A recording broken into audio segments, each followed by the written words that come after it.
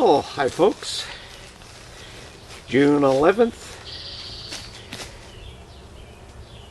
on Vancouver Island. So I just trust everybody is good today. Wonder how everyone's doing. And I suppose by now everybody who has enough brain cells to create a circuit realizes that the mainstream media is just really a mouthpiece pumping the propaganda for craziness, for stupidity. It's interesting. You know, I'll put a couple of links like I usually do in the section below. Got a neat interview with Burgess Owens. It's sort of a neat take on things. And I said, that's a good suggestion to watch it. And there'll be another one that a lady out of Kingston, Ontario has done. And I found that sort of intriguing. She did some good investigative journalism there. I suppose it's, of course, the Black Lives Matter, the defunding the police, not just happening in the U.S., it's happening here, happening in Britain, happening all over the place. And that in itself one has to wonder. And what's with the defacing and the tearing down of statues? Only an idiot, uneducated idiot would do that sort of thing. When you sit back and think about it, your history is your history. You don't change history. You sort of try to learn from it. And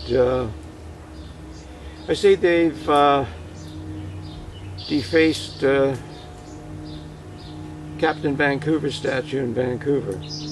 And some bureaucratic twit is thinking maybe we should investigate replacing these that add more to our culture, to our diversity. Well, here's my response to that. Well, I got another one. Professor David MacDonald of the University of Guelph. I watched an interview with him yesterday. And he suggests that maybe the statue of Sir John A. Macdonald should be moved because he was racist. Think about that. This is a professor. No wonder we have morons coming out of university. Where would he come with that? You would think if anybody had some intelligence about him, he should be one of them. You can't change history. You can smash everything up, burn everything down, and what are you left with? You're going to create something new? I mean, Mao did that. All the dictators have done that. All the crazies in the Middle East have done that. Mind you, even the U.S. did that when they pulled down Saddam Hussein's statue. Pulling down a statue doesn't get rid of anything. And anyway, the Professor MacDonald thought everybody going by MacDonald's statue was reminded of the racism in the residential schools and brought up all sorts of things. And I'm thinking only an idiot would think that. You watch by, that's part of Canada's history. We're out here in British Columbia. We might not have been out here if he hadn't driven and pushed for a railway across Canada. Who knows? We might be part of the States or somewhere else by now. And so it's intriguing. Now, everything someone did way back, it all isn't pleasant, but it was a different culture. Everything was different for them.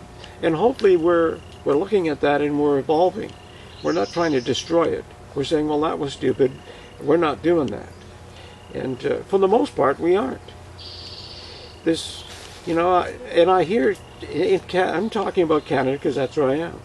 Our Prime Minister comes out of his bedroom and down the steps and keeps talking about the systemic racism. I see Elizabeth May, the ex-leader of the Greens, is talking about systemic racism in the RCMP. And they want to sort of You know, everybody can improve and be better, but to destroy something and start from scratch, what are you going to have? What are you going to have? I remember talking to a lawyer who worked with Indian claims, land claims, and Indian rights and that sort of thing. And I think he's passed away now, but way back then I asked him, well, why don't you try to get rid of the Indian Act? He said, well, you can't do that. I said, well, why not? I mean, it's goofy. Why do you need an act how to treat people?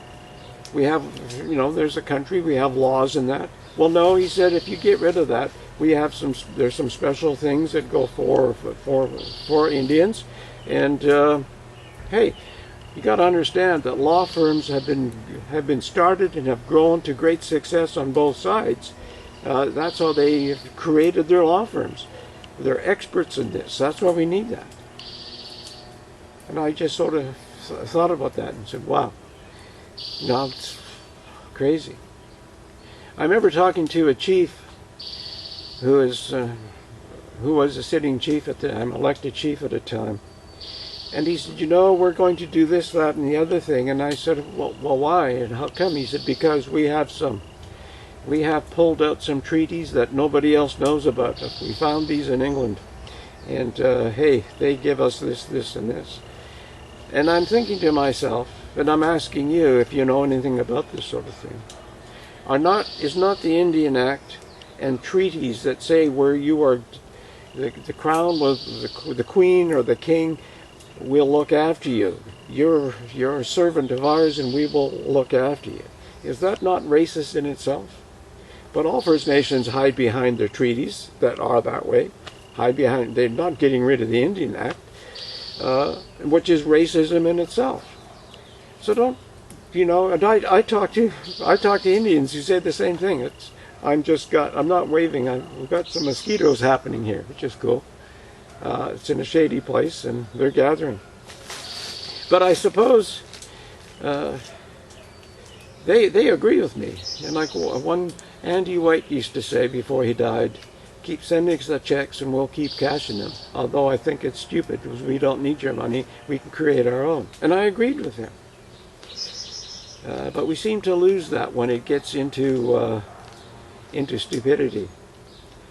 You know, the systemic racism is the government creates it itself. Every time Justin Trudeau walks out of his bedroom, down his steps, and sit onto his porch and says that, he's creating a bunch of nonsense. And that's where Elizabeth May comes out of wherever she's hanging out and says the same thing. It's sort of crazy. And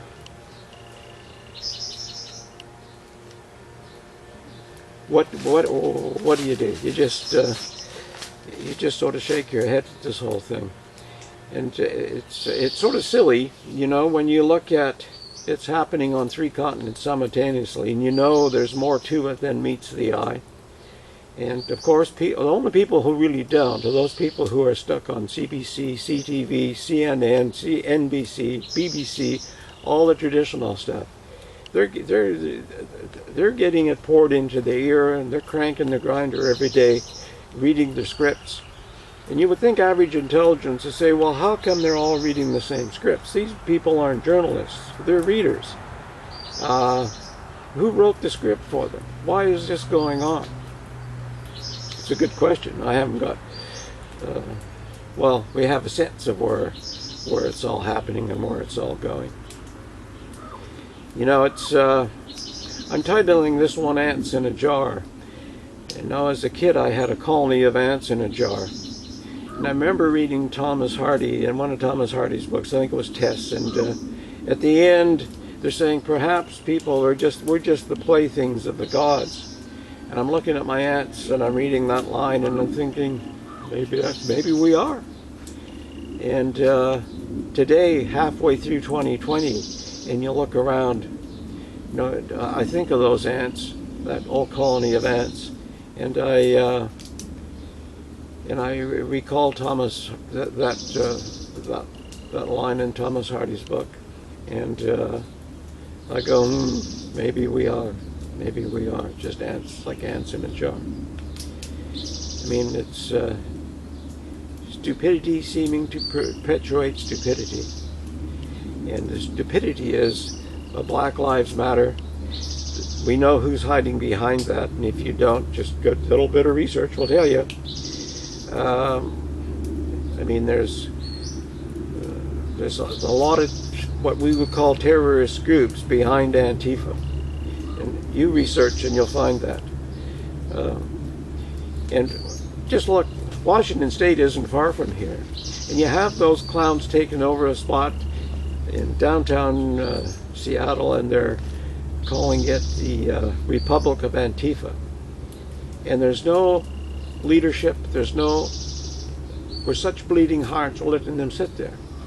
Some twit who's on city council actually let them into, they suppose it's a twit on city council who opened the doors for them to let them into City Hall.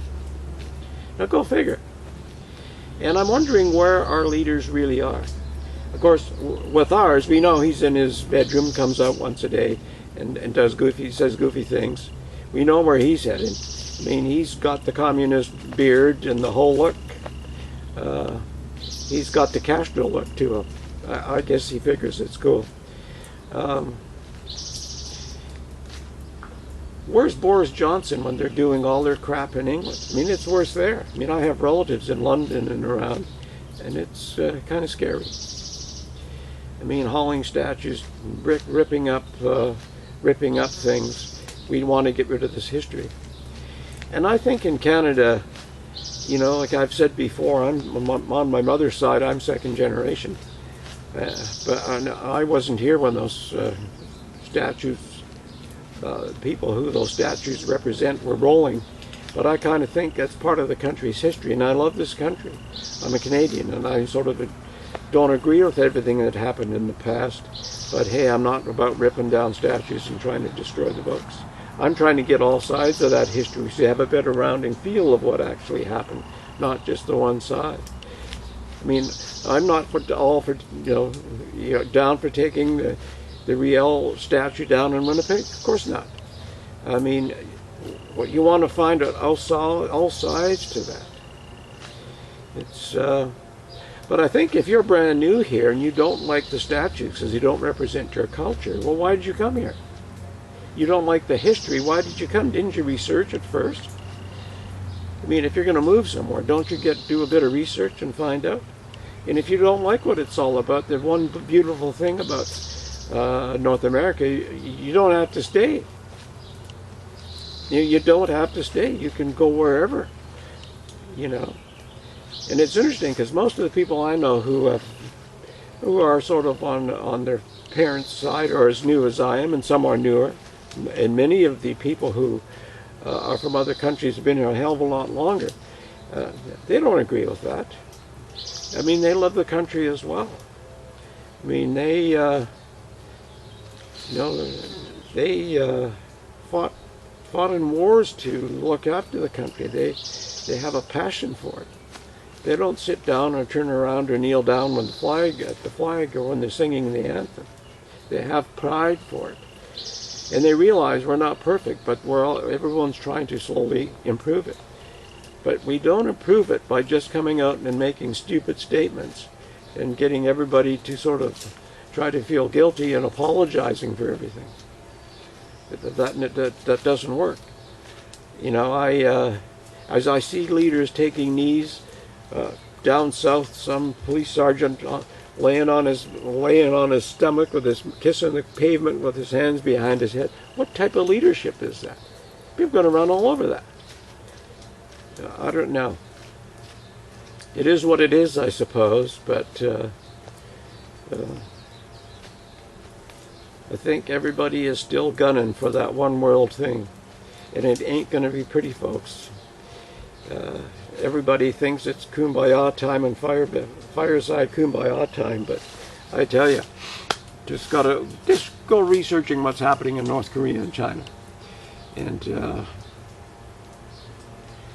especially the professors and the political leaders who give us this line of bullshit. I'd like to talk to David McDonald over a cup of tea or a cup of coffee, not in a room where there's a dozen people so everybody can grandstand and try to make themselves look good, but talk to a person man to man, man to woman sort of thing with Elizabeth Bain. Say, where are you coming from? Where are you coming from?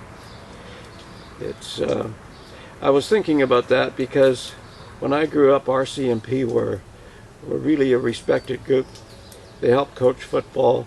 If you were racing around doing stupid stuff, you know, one of them would stop you and say, look. And I remember Constable Van Alstyne writing on the back of his card, you know, smarten up or I'll take you home to your father. And of course that put the fear of God into us. And we listened. But we had a respect for those people. We all wanted to be one. And I'm trying to think, when did that all disappear? I think it all started to disappear when the politically correct crew decided, hey, we got to have so many of this color, so many of that color, so many males, so many females. We have to represent everybody in here. And the standards to become a police officer way back then were pretty tough.